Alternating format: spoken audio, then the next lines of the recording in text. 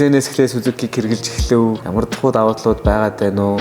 Танд ер нь өөчлөө тал нь ямар тал байв? За би чинээр нь Suzuki Jimny гэж энэ машиныг энэ шин загвар нь гарснаас хойш эхэлж унсан.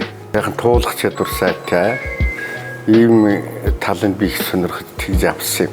Яг их төвжрээнд бол одоо бензин баг зарцуулах юм. Нөгөө талаар одоо их яарсан үед бол жижигхэн зайн давьяач тавьчиж болдог.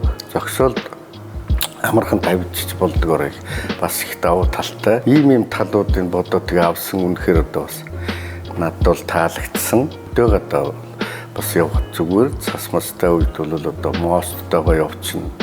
Улаанбаатар хотод галтргаа булгаатай цас их орсон үед өдрөжин одоо мостой залгаа явчихна.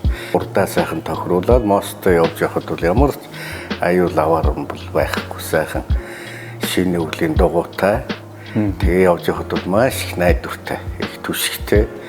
Хашаач хөдөлгөөн байхгүй. Тэр тал нь их гоё.